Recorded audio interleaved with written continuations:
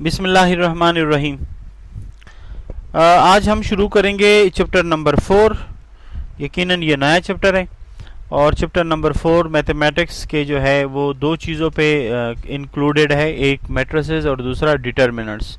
तो सबसे पहले हम मैट्रिसेस करते हैं। थोड़ा बहुत आपको मैट्रिसेस के बारे में इंफॉर्मेशन है जो मैट्रिक में आप लोगों ने किए हैं, तो फिर भी मैं चाहता हूं कि थोड़ा बहुत आप लोगों के साथ कुछ ना कुछ मैं शेयर करूं ताकि आगे जो भी मसले मसाइल है वो आसानी से हल कर सकें। अच्छा जी, सबसे पहले मुझे ये बताइए कि जब हमारे पास ये मैं एक आपके सामने बनाना चाह रहा हूँ 1 2 3 4 5 6 7 1 and 2, ये मेरे पास एक मैट्रिक्स है और मैं सिर्फ इधर से आपको ये बताना चाह रहा हूँ कि इसमें रो किधर हैं और इसमें कॉलम्स किधर हैं। बस ये चीज़ आपकी समझ में आ जाए, फिर हम आगे हल करेंगे इस मामले को। देखें, सबसे पहले ये बताएं कि जो इस तरीके से हो ना, ये वाले ये कहलाते हैं रोज। समझ में आ रही है? और ये जो आपके ये वाले हैं ये कॉलम कहलाते।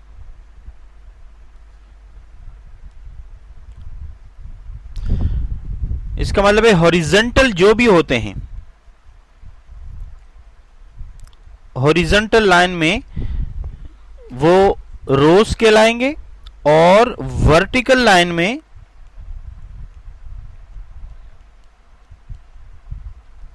वो क्या कहलाएंगे।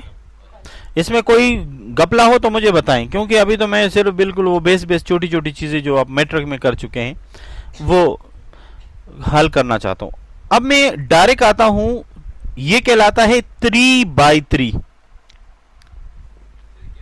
3/3 इसको कहते हैं mn, m into n। m represent करता है रोज को, n रिप्रेजेंट करता है कॉलम को। तो इसमें m कितने हैं? 3, और रोज कितने हैं? 3। कॉलम भी 3 और रोज भी 3। बात समझ में आ रही है? हाँ, पहला रोज होता है फिर कॉलम होता है। ठीक है जी। अब मैं आता हूं 2/2 की तरफ और आप जरा देखें उनमें से कौन सी चीजें जो आप मैट्रिक में मालूम कर चुके हैं, आपको दोबारा मैं कुछ चीजें शेयर करना चाहता हूं ताकि वो आगे जाएं तो हमें कोई परेशानी ना हो। देखें वो क्या है। अगर आपको याद हो तो मैट्रिक में हम 4 5 2 और 3 ये कोई मैट्रिक्स हमारे पास दिया हुआ था और हमसे उसने कहा कि आप इस मैट्रिक्स के डिटर्मिनेंट मालूम करो। ठीक है, तो इसका डिटर्मिनेंट्स के लिए या तो हम dt ऑफ a लिखते थे या a mod लिखते थे। और फार्मूला अगर आपको याद हो तो फार्मूला हमारे पास ये था a b c और d।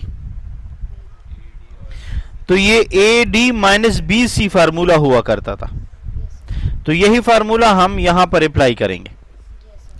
तो बन जाएगा 3 × 4 is 12 माइनस 2 × 5 is 10 मीन्स 2। आसान है ना? दूसरी एक और चीज जो आप मैट्रिक में मालूम करते थे वो हमारे पास था एडजॉइंट। एडजॉइंट मालूम करने का तरीका क्या था? एडजॉइंट मालूम करने का तरीका यह था कि हम क्या करते थे, हम ये करते थे कि यहां पे मैं निशान लगाऊं, इन दोनों की पोजीशन हम चेंज करते थे। हम इन दोनों की पोजीशन चेंज करते थे। पोजीशन कैसे चेंज करते थे? ये 3 हम यहां 4 पे और 4 को 3 पे लाते थे। तो 3 किधर चला गया? 3 आया 4 की जगह, 4 आया 3 की जगह। और 5 और 2 इन दोनों के साइन हम चेंज करते थे। बात समझ में आ रही है? यानी 4 और 3 की अगर पोजीशन को चेंज कर दिया जाए तो डेफिनेटली 3 इधर आ जाएगा, 4 इधर आ जाएगा। बात समझ में आ रही है? और ये जो नजर आ रहे हैं ये हमारे पास इन दोनों की आप साइन देखो, अगर प्लस है तो माइनस कर दो, अगर माइनस है तो जनाब ये रहा आपके पास 5 ये रहा आपके पास 2 और इनके आप कर दे साइन चेंज तो ये रहा माइनस और ये भी रहा माइनस। ये मैं आपको मेट्रिक की बात बता रहा हूं जो आपने मेट्रिक में की है, यही की थी ना कि हम उसको कैसे एडजॉइन मालूम करते थे। इसके बाद अगर आप जाएं तो मेट्रिक के अंदर ही हम मालूम करते थे इनवर्स मालूम करना, यानी हमें यही ए दिया था और हमें कहा था जी आप क्या करें, आप मालूम करें इनवर्स। तो इनवर्स के लिए फार्मूला हमारे पास क्या था, इनवर्स का फार्मूला था 1/a डिटर्मिनेंट्स और एडजॉइन ऑफ ए, जो आपने मालूम किया। तो मैं अगर यही फार्मूला इसके ऊपर अप्लाई करूं तो आप मुझे बताइए कि मेरे पास डिटर्मिनेंट्स क्या है, ए है, उसका आंसर क्या रहा, उसका आंसर रहा 2, उसका एडजॉइन कितना रहा, एडजॉइन रहा ये। तो इसका मतलब है मैं तो आसानी से ए इनवर्स मालूम कर सकता हूं। ये मैं नया कुछ नहीं करवा रहा हूं, ये मैं वही मेट्रिक की चीजें आगे टॉपिक के लिए तैयार करवा रहा हूं ताकि आगे टॉपिक पर आसानी से हो सके और आपका कोई गपला वपला ना हो। तो लिहाजा आप देखें ए इनवर्स के लिए मेरे पास 1/2, ये 2 किधर का आया, ये वो डिटर्मिनेंट्स का, और इसके बाद मैंने ये इनवर्स की वैल्यू यानी ये एडजॉइन की वैल्यू यहां लगानी है -2 4। कोई प्रॉब्लम तो नहीं।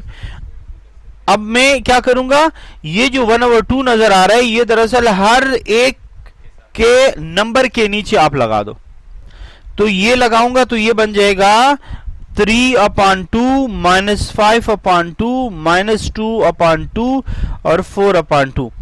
अब अगर यहां कैंसलेशन हो रहे हैं तो आप कर दे, मसलन ये इसके साथ कैंसिल हो सकता है, ये दोनों आपस में खत्म हो सकते हैं, ये कैंसिल होकर 2 रहे तो ये कैंसिल होकर 1 दे रहे। अब न्यू आंसर जो भी आएगा आप यहां पे लिखेंगे, तो इनवर्स ऑफ ए is 3/2 -5/2 और -1 and only 2.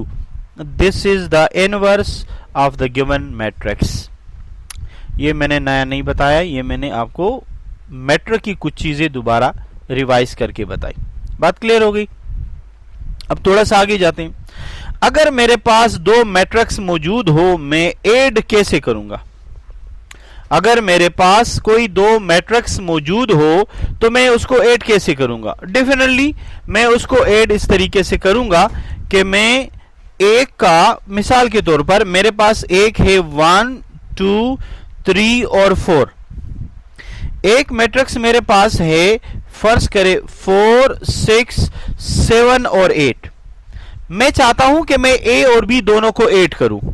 अब ऐड करने का तरीका यह है कि पहले मैट्रिक्स का पहला दूसरे मैट्रिक्स के पहले के साथ जमा करो, पहले मैट्रिक्स के कॉलम का नीचे वाला मैट्रिक्स बी के कॉलम के नीचे वाले का, क्योंकि इसको हम कहते हैं कॉलम, ये कह ले दूसरा कॉलम, ये इसका पहला कॉलम, ये इसका दूसरा column.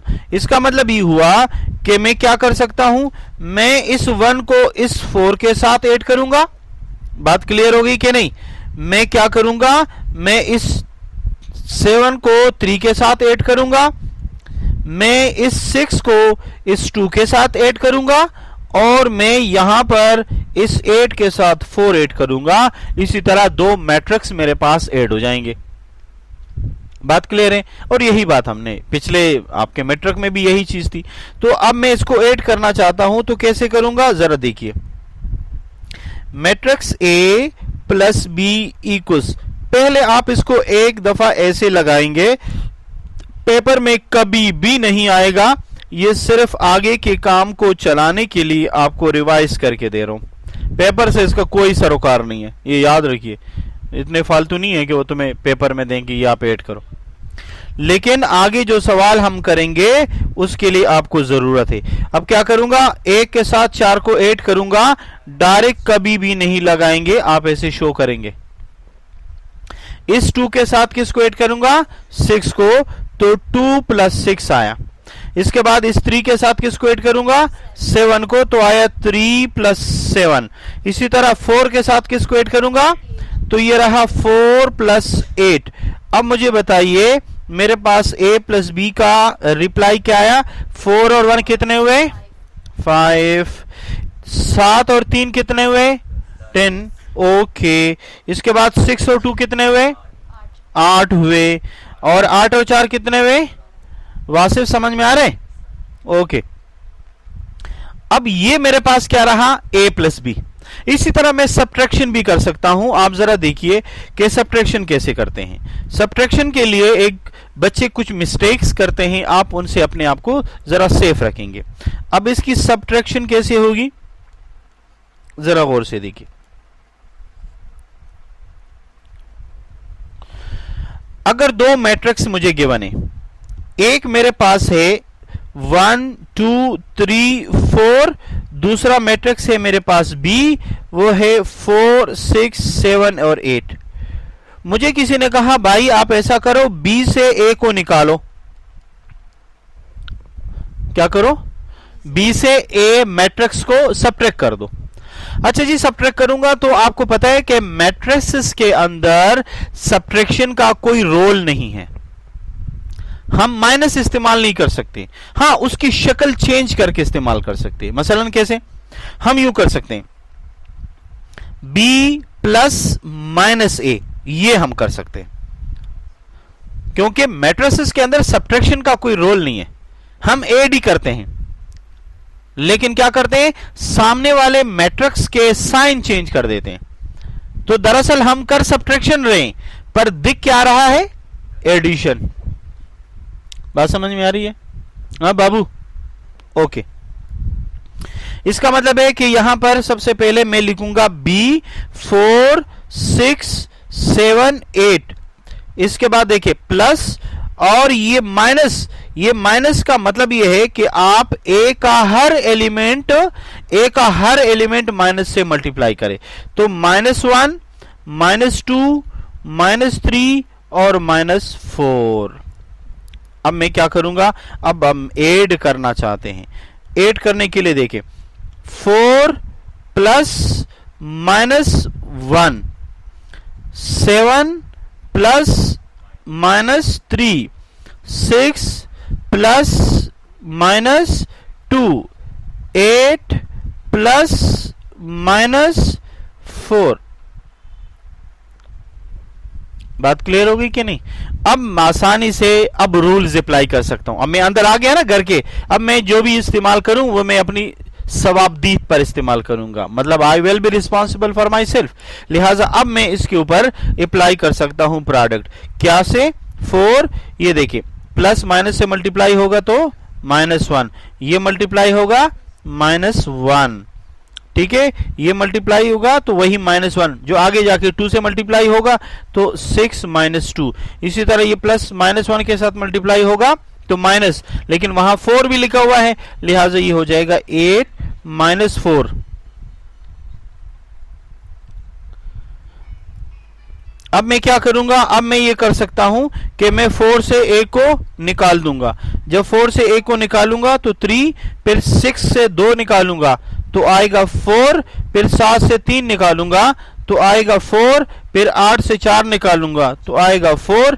And this is basically the subtraction of b from a, और यू में से b minus a equals to 3 4 4 and 3।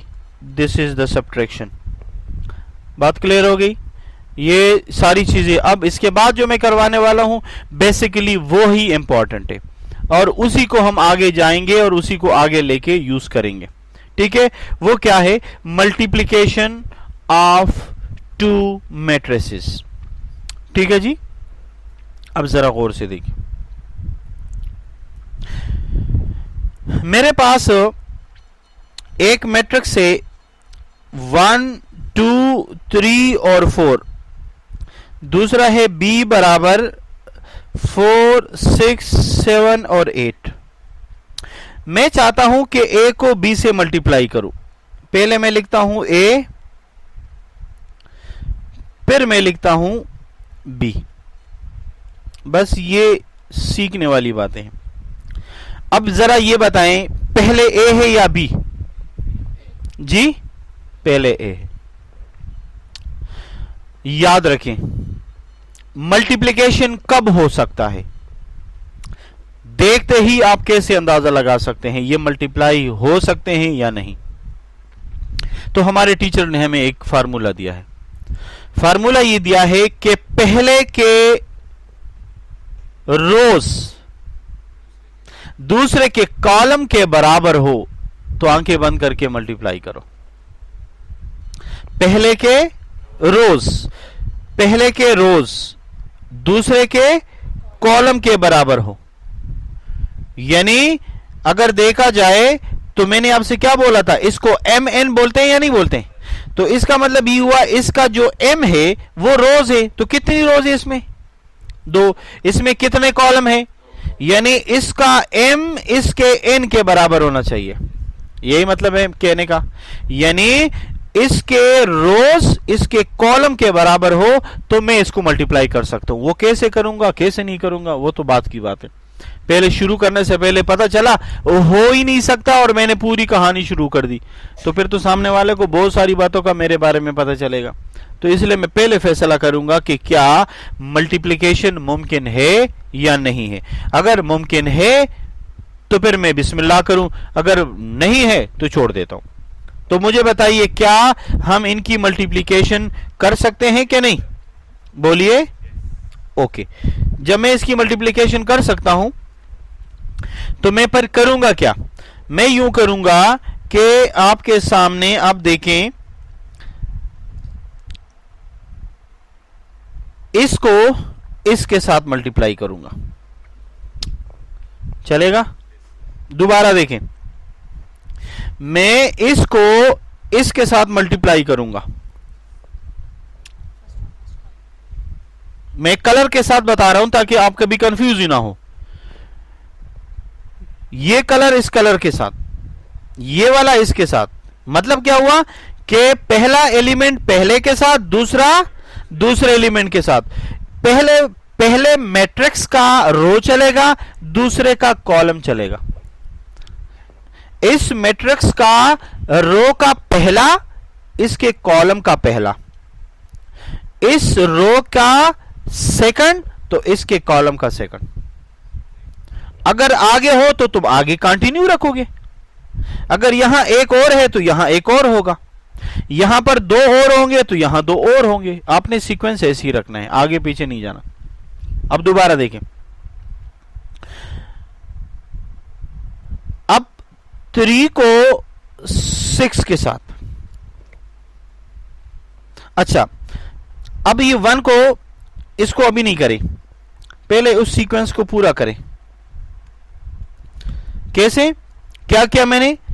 इसको यूं कर दिया, इसको क्या कर दिया? यूं कर दिया। अब इसको दूसरे कॉलम के साथ मल्टीप्लाई करना है, तो दूसरे कॉलम के साथ भी आपने यही सीक्वेंस रखना है। कैसे? जैसे 1 को आपने 4 के साथ मल्टीप्लाई किया, 2 को आपने 7 के साथ मल्टीप्लाई किया, अब आप इस 1 को किसके साथ मल्टीप्लाई करेंगे? 6 के साथ मल्टीप्लाई करेंगे। और इसी तरह आपने इसको, इस 2 को इसके साथ मल्टीप्लाई करना है। बात समझ में आ रही है? कोई घपला तो नहीं हो रहा? और बिल्कुल सेम फिर नीचे वाले को, इसको पहले इन दोनों से, फिर इन दोनों को इन दोनों से मल्टीप्लाई करना है। कैसे? जरा एक नजर आप देखें, फिर बाकी जो भी होगा देखेंगे। ये देखें, सबसे पहले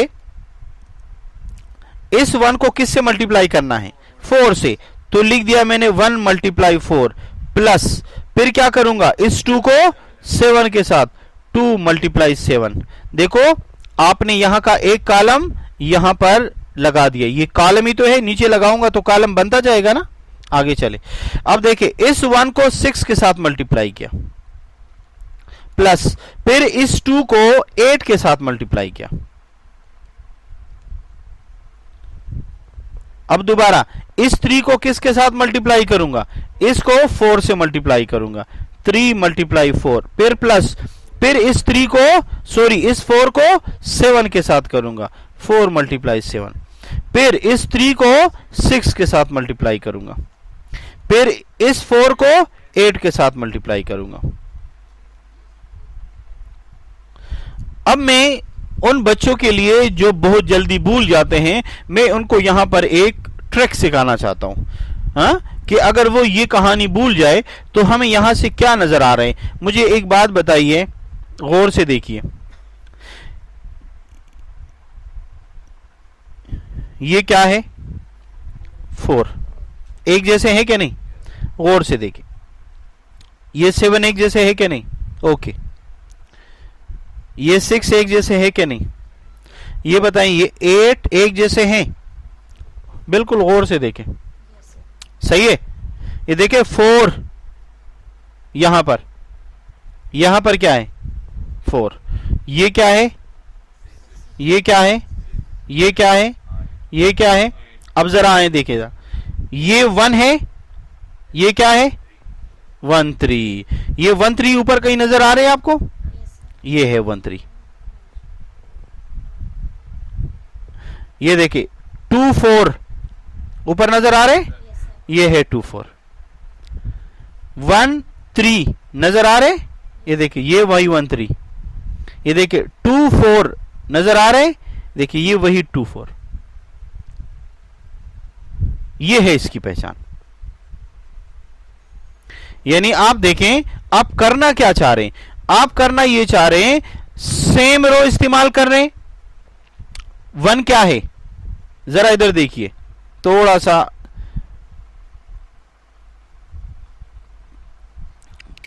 क्या ये R1 है, क्या ये भी R1 है, नहीं, ये है R1, ये है R2 और ये भी है R2, ये देखिए R1, ये R1। चलो मैं ये दूसरे एग्जांपल में बता देता हूं, ये फिर इसके साथ मिक्स हो जाएगा, फिर आप कंफ्यूज हो जाएंगे, इसके बाद दूसरे वाले एग्जांपल में करवाता हूं। अच्छा जी, अब इसको थोड़ा सा कंटिन्यू रखते, अब मैं इसको हल करता हूं। तो हल करने के लिए क्या करूंगा, 4 को 1 से मल्टीप्लाई करें, तो क्या करेंगे, ये रहा 4, फिर 7 को 2 से मल्टीप्लाई करें, ये रहा आपके पास 14, फिर 4 को 3 से मल्टीप्लाई करें, ये रहा आपके पास 12, इसके बाद 7 को 4 से मल्टीप्लाई करें, 28, अच्छा, फिर 6 को 1 से मल्टीप्लाई करें, जी कितना आया 6, फिर 8 को 2 से मल्टीप्लाई करें 16, फिर 6 को 3 से मल्टीप्लाई करें 18, प्लस फिर 8 को 4 से करें, टेबल भी नहीं याद तो क्या करें, अब 14 के साथ 4 ऐड करें भाई जी, 18, गुड, 28 के साथ 12 ऐड करें 40, फिर 16 के साथ 6 करें, ओके, और 32 के साथ 18 करें 50,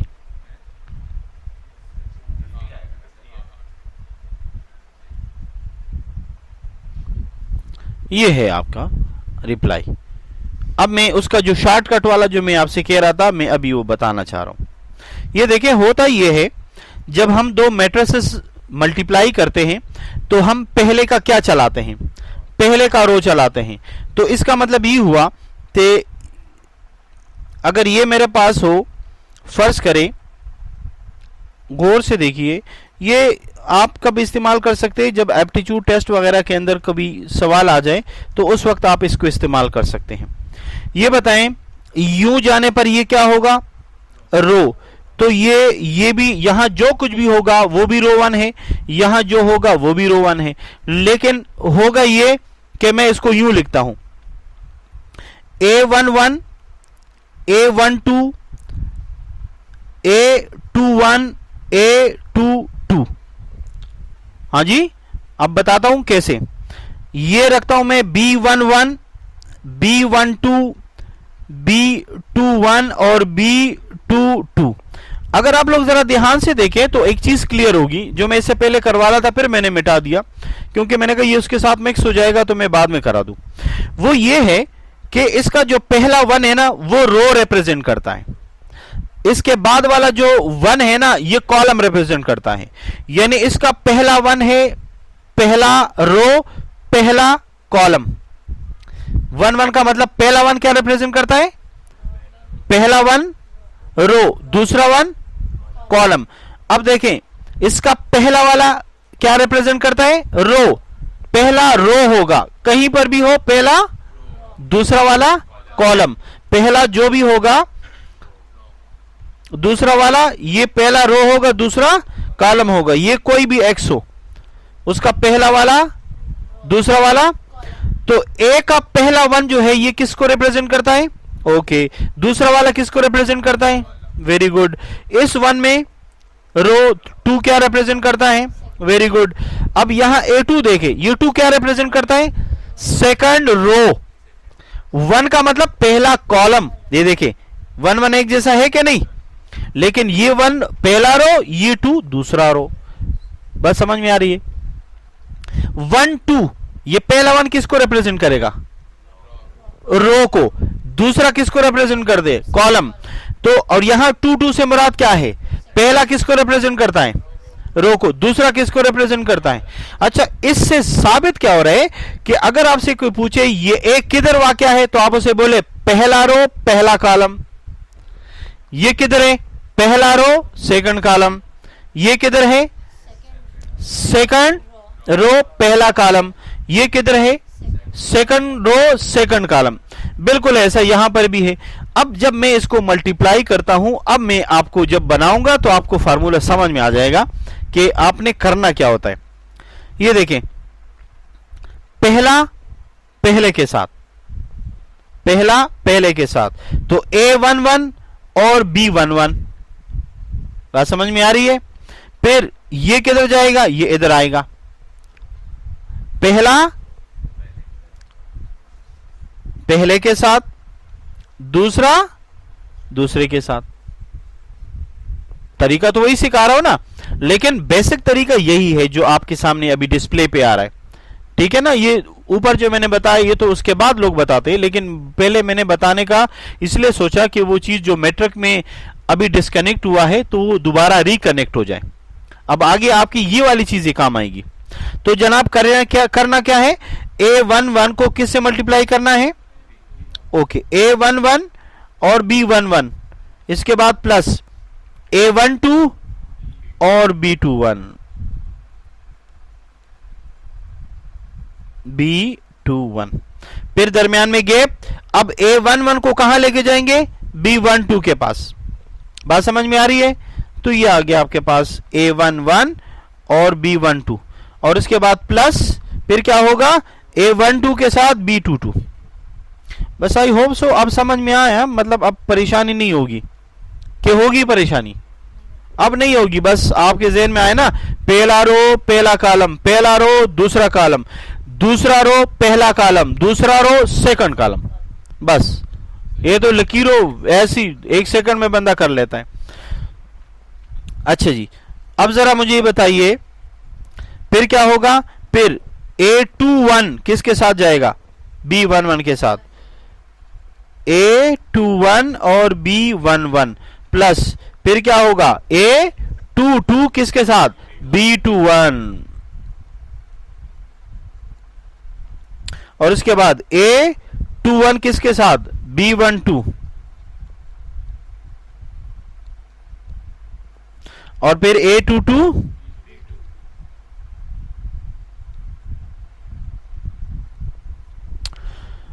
अब आप खुद देखें, आपको फिर वही चीज जो मैंने अभी से पहले बताई वो चीज दोबारा आपको नजर आनी चाहिए। ये देखें, एक जैसे है कि नहीं? बोले, देखो ये एक जैसे है कि नहीं? ये देखो एक जैसे है कि नहीं? ये देखो एक जैसे है कि नहीं? बस ख्याल क्या करना है? पहला रो पहला कॉलम, पहला रो दूसरा कॉलम। ये देखो मैं सिंपल आपके ज़हन में नक्श करना चाह रहा हूं। फिर दूसरा रो पहला कॉलम, दूसरा रो सेकंड कॉलम। बताएं दोनों में कॉलम कॉमन है कि नहीं? ये देखो यहां पर भी कॉलम कॉमन है ना? यहां पर देखो ये कॉमन, तो देखिए यहां पर ये कॉमन। अब मेरा ख्याल है, आई होप सो, अब आप लोग भूलेंगे नहीं। बात क्लियर हो गई? ओके।